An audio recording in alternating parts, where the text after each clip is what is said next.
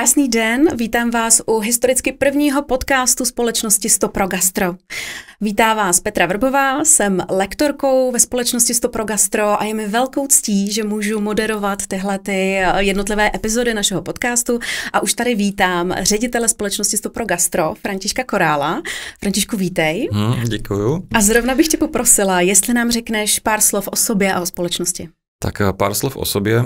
Jak bylo řečeno, jsem ředitelem společnosti Stopro Gastro a zároveň lektorem ve společnosti Stopro Gastro.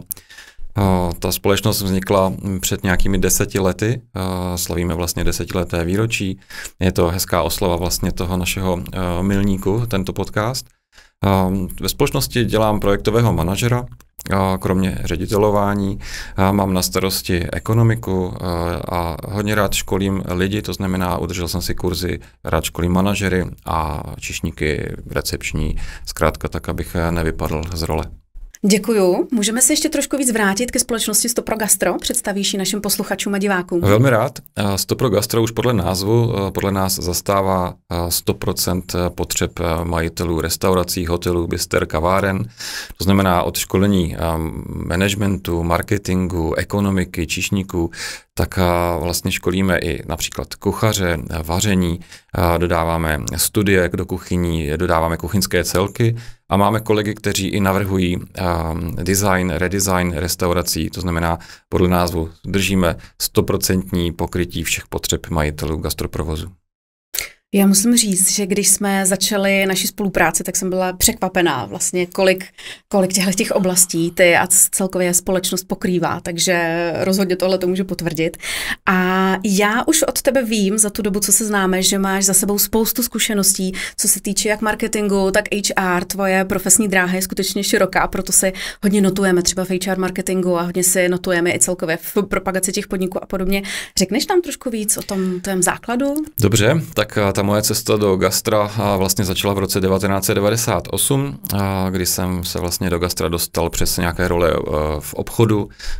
Poté vlastně jsem různě postupoval k marketingu, dělal jsem taky HR, to znamená, je mi blízká personalistika, rozvoj lidí, talent management. A po zhruba 15-16 letech už jsem nabyl dojmu, že už je na čase zase vracet zpátky do trhu to know-how, které mám. A proto jsem se vlastně dostal ke školení a až dneska vlastně k ředitelování naší společnosti. Chtěl bys tady něco vypíchnout, co nejraději školíš, s čím se nejčastěji setkáváš, s čím za tebou nejčastěji podniky chodí? Velmi rád. Nejčastěji školím ekonomiku, protože u nás ve firmě vlastně mám nejradši čísla asi já.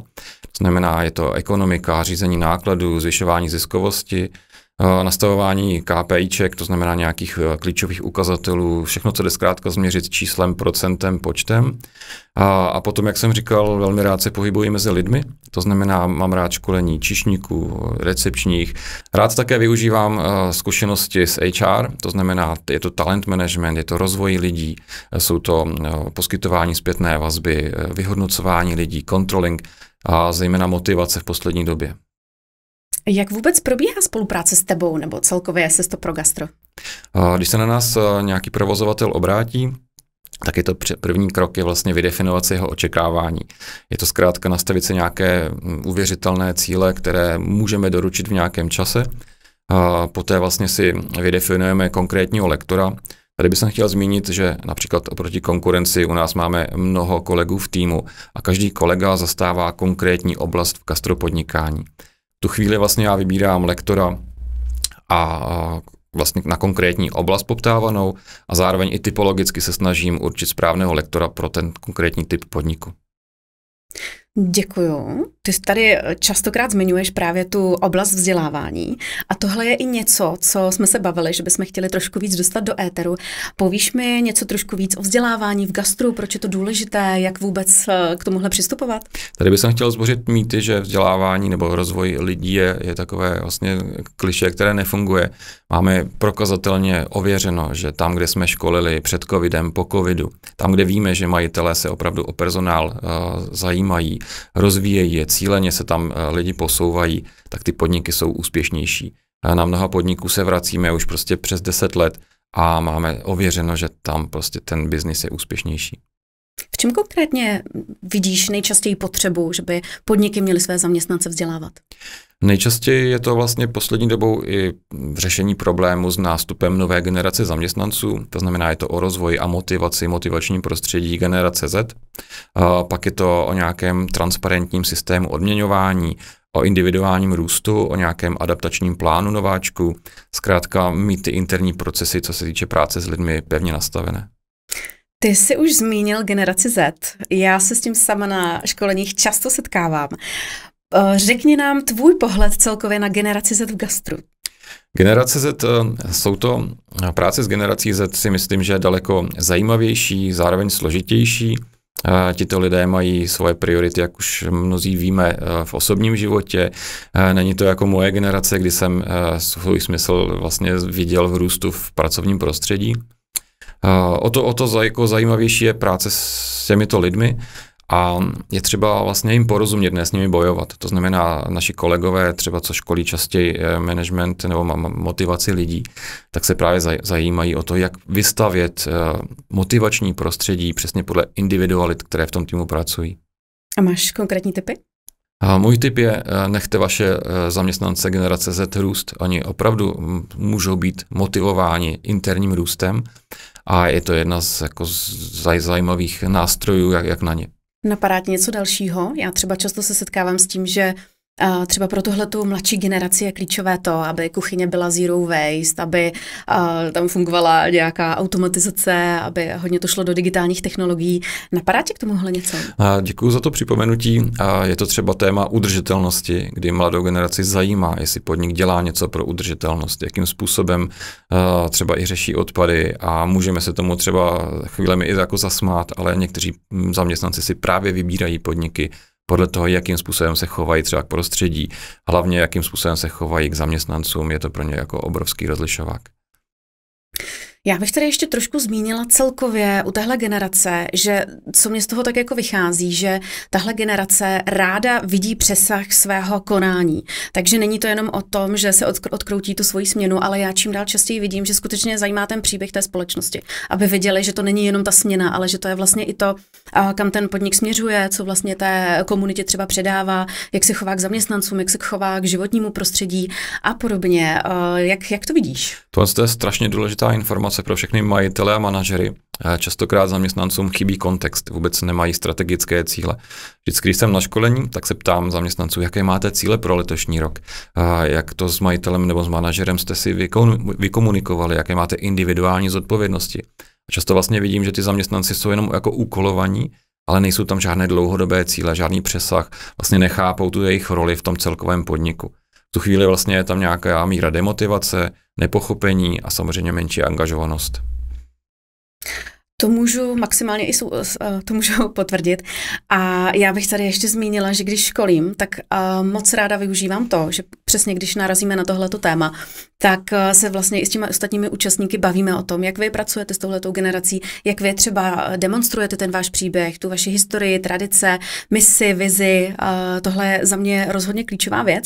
A ještě bych tady zmínila jednu věc, že přesně tyhle ty informace je potřeba dávat a vědět ven. Takže můžeme se tady sáhodlouze bavit o sociálních sítích, o tom, proč je využívat, že skutečně sociální sítě tady nejsou jenom proto, aby tam každý den bylo polední menu, ale aby tam byly i tyhle ty informace, třeba kdo u vás pracuje z těch klíčových zaměstnanců, na co navazujete, čemu věříte, kdo je šéf, jak se k sobě chováte, jestli chodíte aspoň jednou za rok někde na team building, na grilovačku a podobně. A dostáváme se i k důležitému tématu, a to web. Je to téma, které já s podniky řeším velmi často, protože často se setkávám s tím, že skutečně ty podniky až trošku jako blokují cestu těch zákazníků do toho podniku. Takže, jak jsem zmiňovala, tyhle ty věci, vlastně ten příběh, ten přesah té práce, přesah toho podniku, za mě dává maximálně smysl dát i na ten web, nejen pro zákazníky, aby věděli vůbec kam jdou a co můžou očekávat v tom podniku, ale i pro ty potenciální zaměstnance. A když už jsme u toho webu, povíš nám něco o možnostech webových řešení ve Stopro Gastro? Určitě, ale ještě se vrátím. Připadá mi hrozně důležité říct, že teďka jsem se vrátil ze Slovenska a měli jsme tam třeba zkušenost, kdy jeden podnik nakoupil prostory pro novou provozovnu a jako první právě udělal nový web a použil ho na nábor lidí. směřoval vlastně na ten web kampaň, ještě než ten podnik byl, nebo ta restaurace byla vybavená, plně otevřena. A hrozně jako se mu to vyplatilo, protože díky tomu našel velice rychle v porovnání s ostatními nástroji nebo postupy zaměstnance, velmi kvalitní zaměstnance, kteří právě díky tomu webu se dozvěděli dopředu, do jakého podniku se vlastně hlásí, co to je zač, jaká je tam kultura, proč by se tam vlastně měli přihlásit, jaké jsou tam benefity. A teďka k tomu našemu webovému řešení, vím, kam míříš, je to náš systém PubMenu. Ten nápad vymyslet takovéhle řešení vznikl během covidu, kdy většina provozoven nebo všechny provozovny byly zavřené a my jsme vlastně zjistili, že nemají jak prodávat, nemají e-shop, nemají gastro e-shop, nemají jak prodat online. To znamená, vymysleli jsme PubMenu e-shop a díky tomu, jak jsme ho vlastně rolovali do trhu, prodávali a umožňovali restauratérům prodávat z okének a rozvážet, tak jsme vlastně zjistili, že mají v nepořádku weby. V tu chvíli jsme doprogramovali webové řešení, které má tu výhodu, že oproti klasickým webům je to zkrátka šablona s jednoduchým námi vyprogramovaným ovládáním, které zvládne editovat úplně každý i ne-ajťák, což je ten největší problém, kdy vlastně často jsou majitelé v vozovkách rukojmí svých ajťáků, kteří na to nemají čas, a aby si tam změnili nějaký text nebo fotku a na to čekají prostě týden, 14 dní a ještě se někoho prosí. U nás to není třeba. A poslední dobou jsme do webu nebo do PubMenu řešení přidali další moduly a je to například tvorba jídelních lístků, rezervační systém, pracujeme na pokladním systému, to znamená, snažíme se o tu komplexitu při tom, že udržujeme tu jednoduchost v ovládání.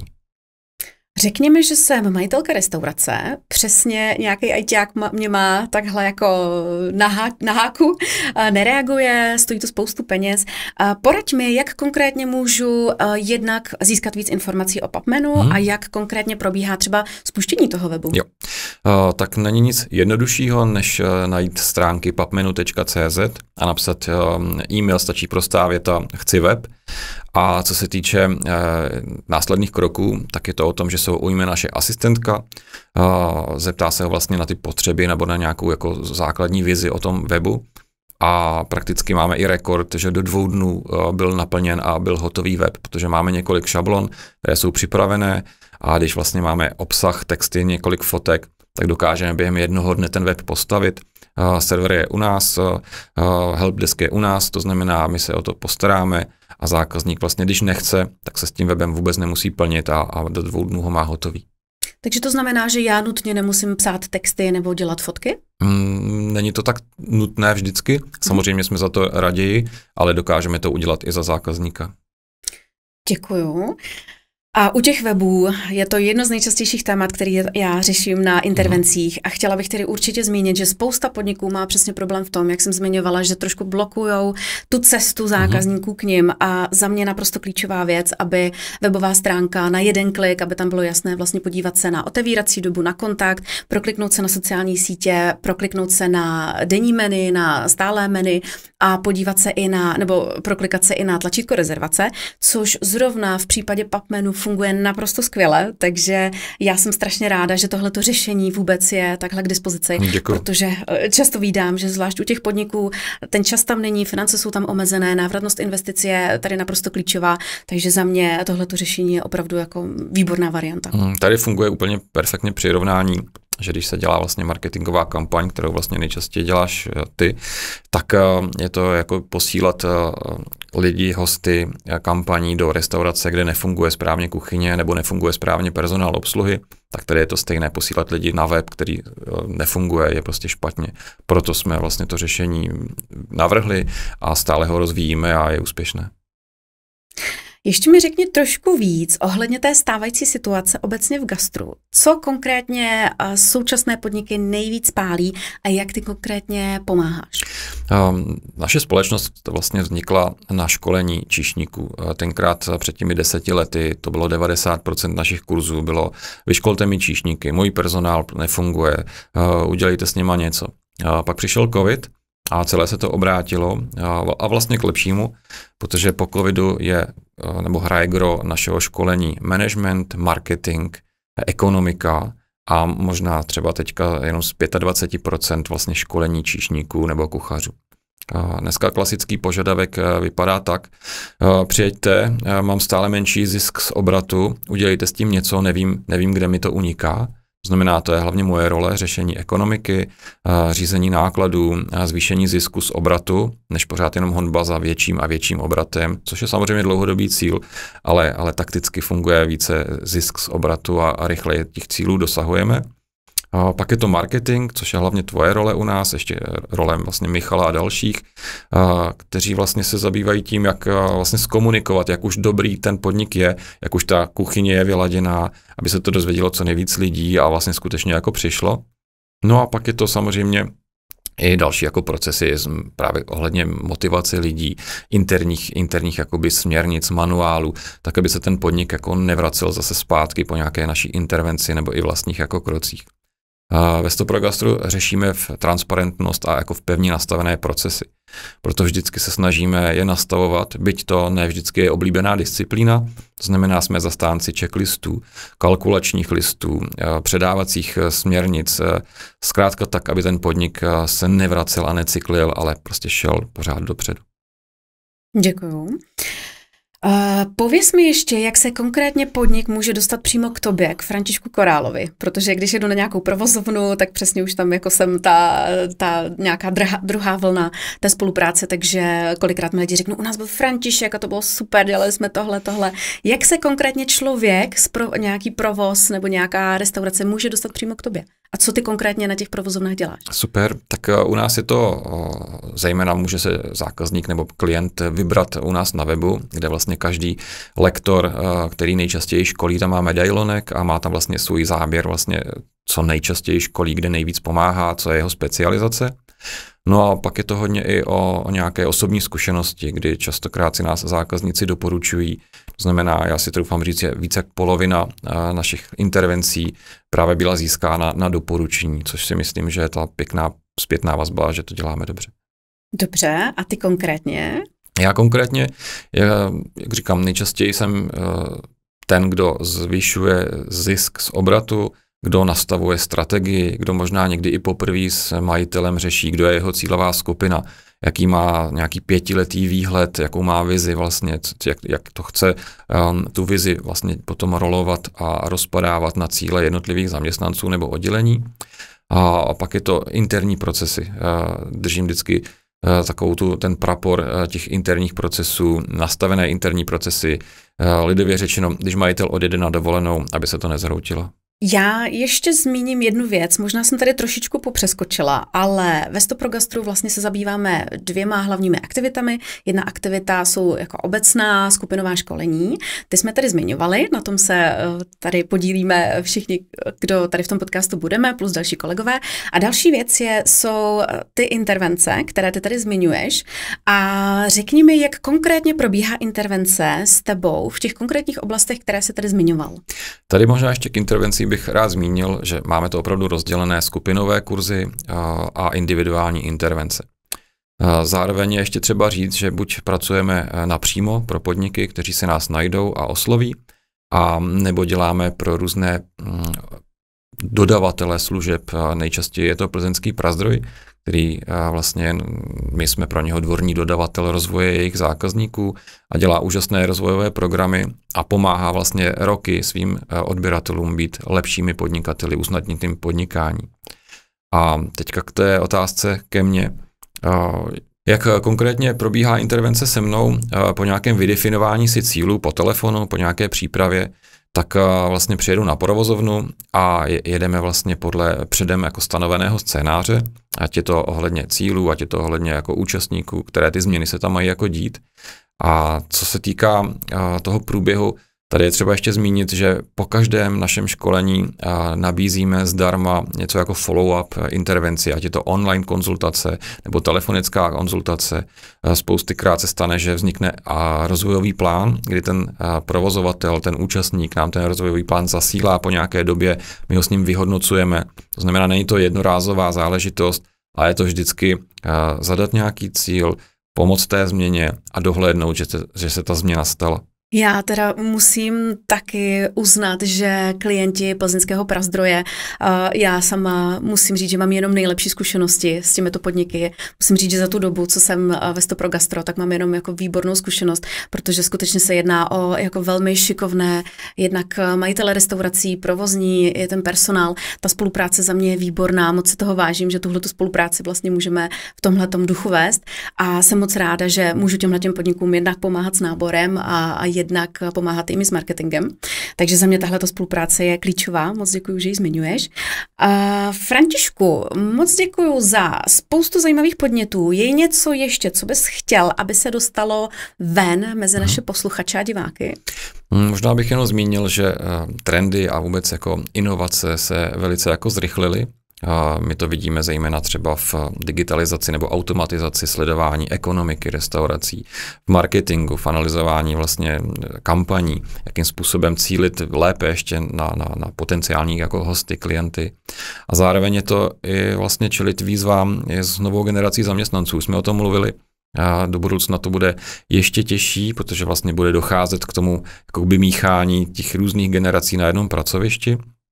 A zároveň ještě bych řekl, že je to i o nějakém jako kdyby zrychlujícím se trendu v gastrosvětě ve smyslu nějakých novinek, nových nápojů, vůbec jako změně chování hostů. A vidíme to, že host vyžaduje stále jako kvalitnější zákaznický zážitek, chce zkoušet víc druhů drinků, pokrmů, chce zkoušet to, co jedl v zahraničí. To znamená, dneska to podnikání v gastru je podle mě daleko složitější a náročnější biznis a opravdu všichni, kdo tam fungují, jsou za mě hrdinové. Já to vidím naprosto stejně. Na každém školení opravdu se snažím vyjádřit ten obdiv k těm lidem, kteří v gastru pracují, zejména majitelé, ředitelé, provozáci a podobně, protože skutečně je to řehole. Já sama musím přiznat, že relativně donedávna jsem se pohybovala hlavně ve velkých společnostech, kde třeba jsem neviděla ten můj vliv zas tak jako výrazný, když to tady u těch malých podniků, ten vliv, který my tam můžeme mít na základě některých školení, doporučení, ten vliv tam může být víceméně obratem. Takže za mě taky obrovský obdiv všem, kdo se vlastně zabývá gastru. Nejsou to vůbec jednoduché příběhy, mně někdy přijde, nebo myslím si, že asi všichni máme ten samý příběh, že na těch školeních a intervencích jsme tak jako částečně terapeuti, že vyslechneme si ty šílený příběhy a snažíme se aspoň vlastně tohleto nějak pochopit a trošičku tuhletu řeholi zpříjemnit. Předpokládám, že to máme takhle všichni. Jo, úplně souhlasím a zároveň ruku v ruce k tomu jde výměna vlastně majitelů, mezigenerační výměna. Dneska jako přichází vlastně generace potomků majitelů, kteří to prakticky táhnou od 90. let a dochází k tomu předávání vlastně těch rodinných podniků, což vlastně jako funguje právě k té generaci Z nebo mladším generacím a k těm trendům. Děkuju. Ještě mě k tomu napadá jedna věc. Jak ty konkrétně vidíš ty následující trendy? Co si myslíš, nebo co za tebe je teďka klíčové, aby společnosti třeba do konce roku nebo v horizontu několika krátkých měsíců, čemu by se měly přizpůsobit, aby to mělo třeba nějaký jako rychlý vliv, aby jim neujížděl ten vlak a podobně? Za mě asi 3 takové jako základní rady, co vidím, že nejsou dobře uchopené. Zabývat se ziskovostí z obratu, nejenom samotným obratem. Za druhé zabývat se lepší komunikací, interní komunikací, kontextu zaměstnancům, proč mají jaké úkoly dělat, co to znamená dlouhodobě. A za třetí využívání moderních technologií, které přicházejí a obrovsky pomáhají, když se správně uchopí. Teď se mi pěkně nahrál. Protože pojďme ještě maličko se zastavit u umělé inteligence. Zrovna včera jsme spolu měli diskuzi, jak konkrétně v gastru umělou inteligenci využívat. Pojďme si to zopakovat. Tak já ji využívám nejčastěji zase v ekonomice, to znamená, když potřebuji sestavit například gastrokalendář, když potřebuji rychle, bez nějakého dlouhého vymýšlení u nějakého nového pokrmu sestavit kalkulační list. A zároveň to používám třeba na zpětnou vazbu, to znamená analýza zpětné vazby z Google profilu, určení slabých silných stránek podniku, tam obrovsky vlastně funguje umělá inteligence a neříkám, že je to o tom vzít 1:1 to, co mi ona vytvoří, ale je to dobrá jako vstupenka potom to téma víc rozpracovat v týmu a zkrátka pracovat s ním. Máš ještě nějaké doporučení, jak třeba, když tady zmíníme třeba ChatGPT, máš nějaké konkrétní doporučení, když mluvíš o těch číslech, jde tam nahrát nějakou tabulku, která vlastně ti řekne nějaký výsledek, aby jsme trošičku víc navedli naše posluchače a diváky, jak konkrétně třeba v těch tvých oblastech s umělou inteligencí pracovat? No, my častokrát analyzujeme, jaké položky jsou nejprodávanější versus jejich výkon v zisku. To znamená, je to přece ta disciplína, když měním jídelní lístek, tak než ho vyměním, tak to měním podle toho nejenom, jaké jídlo se prodává a jaké ne, ale právě jaké to jídlo mi vlastně udělalo, jaký zisk. A k tomu třeba ta umělá inteligence je úplně báječná, protože z pokladních dat do ní nasypu vstupy a ona mi sama rozdělí do jednotlivých skupin položky, které jsou k výměně, které si mám ponechat, které mám třeba mírně zdražit, anebo naopak třeba podpořit nějakou marketingovou kampaní. Já bych ještě trošku přiblížila práci s umělou inteligencí v souvislosti s prací se současnými lidmi. To je věc, se kterou já se setkávám jako velmi často, takže já konkrétně doporučuji skutečně do umělé inteligence napsat současnou situaci, co se stalo, jak to vnímám já, co nejvíc toho kontextu a nechám si skutečně vygenerovat třeba nějaký návod, jak tuhletu situaci se současným zaměstnancem řešit. Napadá tě k tomuhle něco? Jo, na našich školeních vlastně já používám, když děláme týmovou SWOT analýzu, tak vlastně ta umělá inteligence mi to pomáhá vlastně rozřadit po jednotlivých oblastech, co se týká kuchyně, co se týká servisu, managementu, spokojenosti lidí. Používáme to potom při školení, když dostáváme zpětnou vazbu třeba na podnik od zaměstnanců ve smyslu, jak se mi tam pracuje, co mě trápí, co mě stresuje, co bych chtěl, aby mě motivovalo. A vlastně ty vstupy potom my zpracujeme skrz umělou inteligenci do nějakého akčního plánu, který majitel dostává jako ten domácí úkol po intervenci a vracíme se k němu. Děkuju. A napadá mě k tomu ještě jedna věc a je to ten gastrokalendář, který ty zmiňuješ. Když já jezdím na různé provozovny, tak to je přesně to, co si ty podniky velmi chválí. Zmíníš třeba, jak postupovat, co je vlastně, co do té umělé inteligence nalít, aby ti to takhle vyplivlo, ten gastrokalendář? Zrovna gastrokalendář je trošičku téma pro našeho kolegu, který bude hovořit v jiném díle. Na druhou stranu i já to dělám, to znamená, je to o nějakých lokálních specifikách, tak aby lidé tam nacházeli své lokální suroviny, lokální dodavatele, aby tam byla sezónní časovost, prostě aby každý měsíc to reagovalo na to, jaká surovina na trhu se zrovna sklízí nebo je dostupná a zároveň, aby to bylo ještě konkurenceschopné, to znamená, aby tam byla nějaká unikátní nabídka, kterou konkurence nemá. A zase tohle můžu dělat já jako člověk několik hodin, anebo si vezmu na pomoc umělou inteligenci, která mi v tom pomůže. A já bych se chtěla ještě trošičku vrátit k našemu webu. Je tam akademie, máme tam speciální takovou nadupanou znalostní bázi, kam už i já teďka přispívám. Řekneš trošku našim posluchačům a divákům, o čem třeba ta naše akademie, ta blog sekce je? Děkuji za připomenutí. Ta vlastně vznikla proto, že nám bylo líto, škoda, že ty všechny dovednosti a know-how, které dáváme lidem na školení, se vlastně nedostanou potom šířeji do světa. Proto vznikla naše gastroakademie a tam se vlastně snažíme reagovat na buď nejčastěji poptávaná témata, nejvíc co jako řešíme, tak o tom napíšeme článek, nějaký lektor vždycky o tom napíše článek a snažíme se vlastně takhle zdarma poskytnout nějaké know-how vlastně všem, ať je to náš klient nebo jenom návštěvník webu. Děkuju.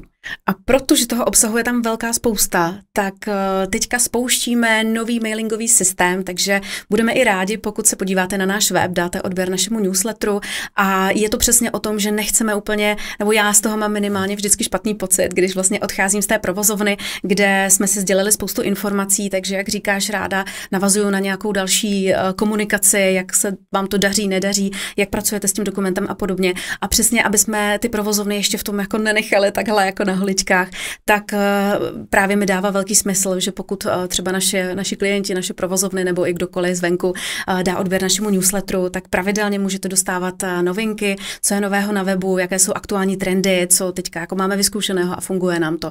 Takže budeme rádi, když se podíváte na web. Františku, řekneš náš web? Web stoprogastro.cz a pozor, 100 číslovkou. Děkuju. Takže přijďte na náš web, můžete se podívat jednak, co je tam za tu znalostní bázi, jaké máme kurzy a můžete se samozřejmě dát odběr tomuto newsletteru. Budeme taky rádi, když nás budete sledovat na LinkedInu, na Instagramu, na Facebooku. Teďka vlastně spouštíme YouTube kanál, kde můžete si zhlédnout tyhle ty aktuální epizody. Spouštíme taky Spotify, kde budou tyhle ty epizody, protože já nejčastěji se setkávám s tím, že když třeba prodávám moji knížku, tak zejména v gastru se setkávám s tím jako knížku ne, když už tak v PDFku, ale prosím vás, já to potřebuju do auta, já to potřebuju v audioverzi. Takže to je vlastně jedním z těch důvodů, proč jsme se vlastně rozhodli jít do téhleté audioverze našich rozhovorů. Děkuju. Františku, ještě něco na závěr. Napadá tě něco, co bychom ještě měli zmínit? Budu ráda, když zmíníš znovu náš web, jak se s tebou spojit, jak vůbec se dostat k PubMenu. Možná bych zmínil jenom, že úvodní konzultace po telefonu, vydefinování si vlastně, kde bych se měl rozvíjet, co mě jako trápí, je zdarma. To znamená, stejně je to vždycky o nějakém online nebo telefonátu, kde si vydefinujeme ty potřeby a častokrát vlastně poradíme zákazníkovi úplně zadarmo a nejenom ho nasměrujeme, ověří si, že to, co chce dělat, je správně a i to nás vlastně těší, byť ten biznis potom se třeba nestane.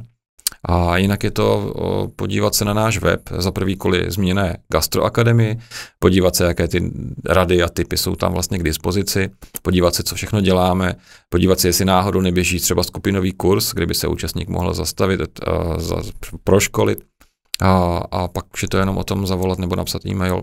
Takže www.stoprogastro.cz A PubMenu? A PubMenu.cz, stejně tak tam máme vlastně nabídku komplexně vlastně hotovou, včetně cenotvorby, včetně dema. Zase máme asistentku, která je připravená online odprezentovat, zdarma vysvětlit veškeré používání, poskytnout demo, to znamená, je to k dispozici pro každého. Děkuju. Bylo to za mě rozhodně vyčerpávající. Myslím, že se nám podařilo pokrýt většinu těch věcí, které jsme se snažili dneska dostat mezi naše diváky a posluchače. Já ti ještě takhle zpětně chci pogratulovat a popřát hodně štěstí k tomu velkému výročí a jsem moc ráda, že jsem součástí Stoprogastro, že společně můžeme spolupracovat a přeju tobě a našim kolegům a všem, aby jsme minimálně dalších 10 let fungovali v tomhletom tempu, protože já za sebe musím teda říct, že je to masakr. Vlastně vždycky, když se snažíme nějak spojit, tak jo, já jedu z Humenného, no já zrovna jedu z Karlových Varů, rychle, co potřebuješ. Takže teďka mi přijde, že jsme taková kočovní společnost, ale na druhou stranu mě tohleto jako moc baví. Jsem moc ráda, že tahleta spolupráce funguje přesně takhle a já musím říct, že já jsem se v tomhletom oboru teda našla. To mě moc těší a děkuju za to, bylo to příjemné. Děkuju.